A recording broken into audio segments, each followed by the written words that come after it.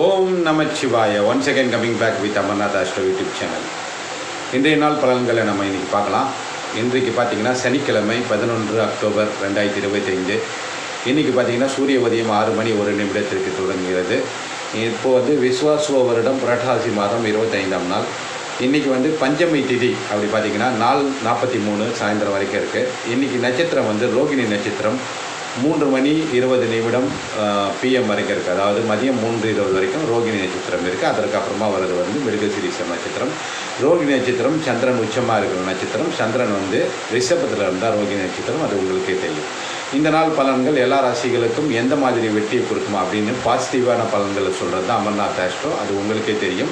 இந்த பதிவை பார்க்குறவங்களுக்கு மட்டும் இல்லை, நம்ம பதிவை தொடர்ந்து பார்க்குற ஜோதிடர்களுக்கும் தெரியும், நம்ம நேயர்களுக்கும் தெரியும். சரிங்களா? இப்போ உங்களுடைய வெற்றி எதை நோக்கி போகுது அப்படின்றத மேஷம் ராசிலேருந்து மீனம் ராசி வரைக்கும் நம்ம பார்க்கலாம். ஒருவேளை உங்களுக்கு சாதகமற்ற பலன்கள் உங்களுடைய தசா புத்தி சார்ந்து தான் நடக்கும். தினப்பலன்களோ வருட பயிற்சி பலன்களோ அதை வச்சு உங்களுடைய சாதகமற்ற பலன்கள் நிர்ணயிக்கப்படாது. அதை கண்டிப்பாக நீங்கள் தெரிஞ்சுக்கோங்க. உங்களுடைய தசா புத்தி எப்படி வருதுன்னா உங்களுக்கு தெரியும். உங்களுடைய பிறந்த தேதி, பிறந்த இடம், பிறந்த நேரம், இதை வச்சு தான் லக்னாதிபதி எங்கே இருக்குதோ அதனுடைய வலுக்கேற்ற மாதிரி தசா புத்தி பிளானட் எங்கே இருக்கோ அதை வச்சு தான் உங்களுடைய ஈவெண்ட்ஸ் நடைபெறும். அதை வச்சு தான் உங்களுக்கு சாதகமான ஈவெண்ட்டாக இல்லை சாதகமற்ற பலனான்னு உங்களுக்கு தெரிஞ்சுக்கலாம். இப்போ உங்களுக்கு சாதகமற்ற பலன்கள் ஒருவேளை நடந்துட்டு இருந்தது, உங்களுக்கு பலன்கள் எப்படி எடுக்க முடியல அப்படின்னு நீங்கள் நினச்சிங்கன்னா நீங்களும் கமெண்ட் பாக்ஸில் உங்களுடைய பெயர், பிறந்த தேதி, பிறந்த நேரம், பிறந்த இடத்தை போட்டு உங்களுடைய பிரச்சனை இல்லாடைய உங்களுடைய டவுட் ஏதாவது இருந்ததுன்னா போடுங்க. அதற்கான பதில் 24 மணி நேரத்தில் உங்களுக்கு கமெண்ட் பாக்ஸே வழங்கப்படும். அதுக்கு நீங்கள் சப்ஸ்கிரைப் பண்ணி பெல் ஐக்கானை ப்ரெஸ் பண்ணியிருந்தீங்கன்னா உங்களுக்கு பதில் வரும்போது அலர்ட் வரும். சரிங்களா? இது தவிர ஜோதிடம் கற்றுக்கணும்னு நீங்கள் விரும்புனீங்கன்னா மேலே இருக்க நம்பருக்கு வாட்ஸ்அப் பண்ணுங்கள். அதற்கான முறைகள், அதர் பலன்கள் எப்படி எடுக்கிறது அதெல்லாம் உங்களுக்கு டீச்சிங்கு லைவ் ஜாதகத்தை வச்சு சொல்லித்தரப்படும். உங்களுக்கு விருப்பம் இருந்தால் வாட்ஸ்அப் கொடுக்கலாம். சரிங்களா? இப்போ நம்ம பதிவுக்கு போகலாம். இந்த நாள் இனிய நாளாக அமைய அனைத்து ராசிகளுக்கும் எந்த மாதிரி வெற்றி கிடைக்கப் போகிறது அப்படின்னு நம்ம பார்க்கலாம்.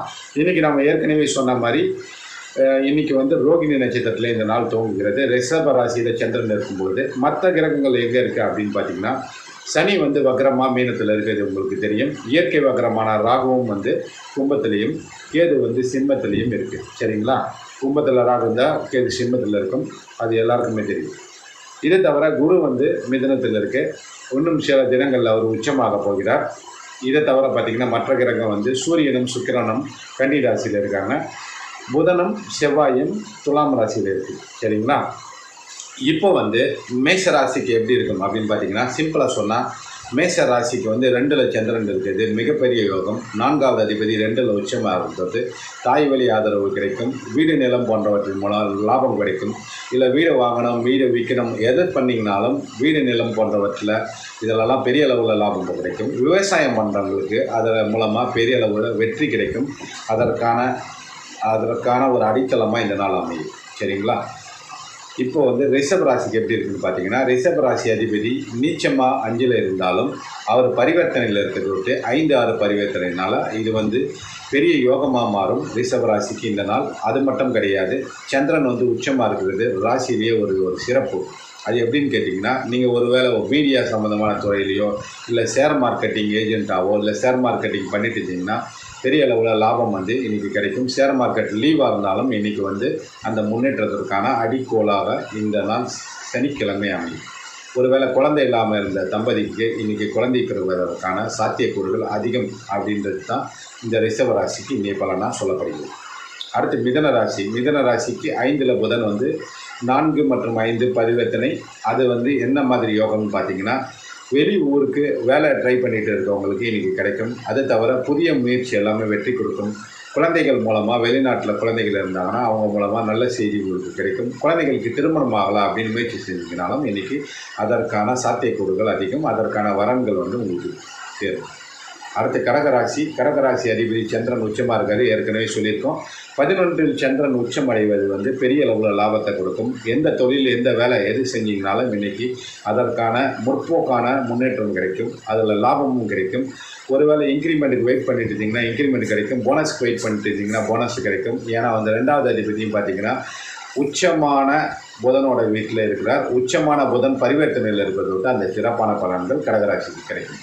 அடுத்து சிம்மராசிக்கு வந்து 10ல் சந்திரன் இருக்கிறதோட்டு சர்வீஸ் இண்டஸ்ட்ரியில் இருக்கிறவங்களுக்கு இன்றைக்கி சிறப்பான நாள். சர்வீஸ் இண்டஸ்ட்ரினா என்னன்னு கேட்டிங்கன்னா, சில பேர் வந்து கால் சென்டரில் வேலை செய்யலாம், சில பேர் வந்து இன்ஜினியரிங் சர்வீஸ் பண்ணலாம், சில பேருக்கு வந்து சமுதாய தொண்டு செய்யலாம், சில பேர் வந்து கம்யூனிகேஷன் ஃபீல்டில் இருக்கலாம், சில பேர் வந்து மீடியா ஃபீல்டில் கூட இருக்கலாம். அவங்களுக்குலாம் இன்றைக்கி பெரிய அளவில் வெற்றி கிடைக்கும். இதை தவிர அரசாங்கம் தொடர்புள்ள வேலையில் இருக்கிறவங்களுக்கும் பெரிய அளவில் லாபம் கிடைக்கும். 8ல் சனி இருந்தாலும் சுக்கிரன் வந்து அதை பார்க்கறதுனால வெளிநாடு வெளியூர் தொடர்பு மூலமாக வெற்றி கிடைக்கும். அடுத்து கன்னிராசிக்கு 9ல் சந்திரன் இருக்கிறது உங்களுக்கு பாக்கியஸ்தானம் வலுப்பெறுகிறது. குழந்தை இல்லாதவங்களுக்கும் திருமணம் ஆகாதவங்களுக்கும் நீங்கள் முயற்சி செஞ்சீங்கன்னா இன்றைக்கி வெற்றிகரமாக அமையும். அது தவிர 2ல் இருக்க புதனும் செவ்வாயும் உங்களுக்கு பெரிய அளவில் பணவரவு கொடுக்கும். 2, 9, 11 சிறப்பாக இருக்கிறதொட்டி இது வந்து வெற்றிகரமான நாளாக பணம் மழை பொழியும், பணமழை கூட்டும் அப்படின்னு கூட நம்ம சொல்லலாம். இது வந்து யாருக்குன்னு கேட்டிங்கன்னா கன்னிராசி. துலாம் ராசிக்கு 8ல் சந்திராஷ்டமம் அதெல்லாம் கிடையாது. உங்களுடைய ராசி அதிபதி பரிவர்த்தனையில் இருக்கிறதோட்டு உங்களுடைய ராசிக்கே வந்து பரிவர்த்தனை வரதோட்டு பெரிய அளவில் வெற்றி கிடைக்கும். பெரிய அளவில் வெற்றி என்ன மாதிரி கிடைக்கும்னு கேட்டிங்கன்னா, மறைமுகமான பணவரவு கிடைக்கும். மறைமுகமான பணவரவு என்னன்னு கேட்டிங்கன்னா, புதையல் யோகம், லாட்ரி சீட் யோகம், இதெல்லாம் மறைமுகமான யோகம். புதையல் யோகம் என்னன்னா, எதிர்பாராத பணம் வந்து இன்றைக்கி வந்து உங்களுக்கு துலாம் ராசிக்கு வந்து சேரும். தொழில் மூலமாக அந்த எதிர்பாராத பண வரவு இன்றைக்கி கிடைக்கும்.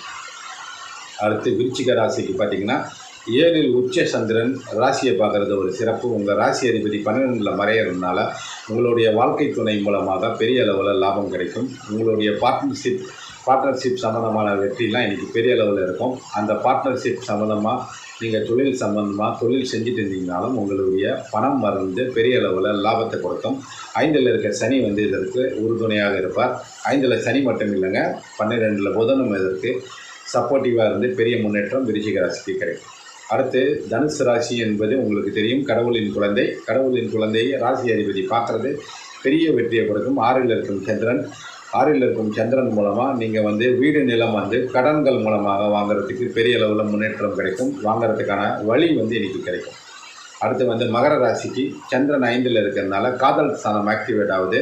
காதல் ஸ்தானம் ஆக்டிவேட் ஆனால் வந்து திருமணம் ஆகாதவங்களுக்கு திருமணம் நடக்கும். நேற்று இதே தான் சொன்னீங்க, இன்றைக்கி அதை சொல்கிறீங்களா? அப்படி கிடையாது. இன்றைக்கும் சந்திரன் ரிசர்வத்தில் இருக்கிறது ஒரு காரணம். 3ல் இருக்க சனி வந்து 9வது வீடோட தொடர்பு இருக்கிறதுனால பாக்கியஸ்தானம்னா திருமணம் ஆகாதவங்களுக்கு திருமணம் நடக்கும், குழந்தை இல்லாதவங்களுக்கு குழந்தை பிறக்கும், வீடு நிலம் இல்லாதவர்களுக்கு வீடு நிலம் அமையும். இதை போன்ற பாக்கியம் கிஃப்ட் எல்லாம் மகர ராசிக்கு இன்னிலேருந்து கிடைக்க போகுது. இனிமேலும் நாட்கள் வந்து சிறப்பாக இருக்க போது. அதற்கு இன்னொரு காரணம் என்னன்னு கேட்டிங்கன்னா, உச்ச குரு உங்கள் ராசியை பார்க்க போகிறாரு இன்னும் சில தினங்களில். அடுத்து கும்பராசிக்கு 7ரை சனி நடந்துட்டு இருந்தாலும் இந்த நாள் வந்து 4ல் இருக்க சந்திரனால உங்களுடைய ஜீவனஸ்தானம் வலுப்பெறுகிறது. 9ல் இருக்க புதன் வந்து அதற்கு வந்து சப்போர்ட்டிவாக இருப்பார். புதன் வந்து பெரிய அளவில் முன்னேற்றத்தை கொடுக்கும். 3வது அதிபதியும் 10வது அதிபதியுமான செவ்வாயோட சேர்ந்துருக்கிறதுனால அது தொழில் மூலமாக உங்களுக்கு கிடைக்கும். இது கும்பராசி.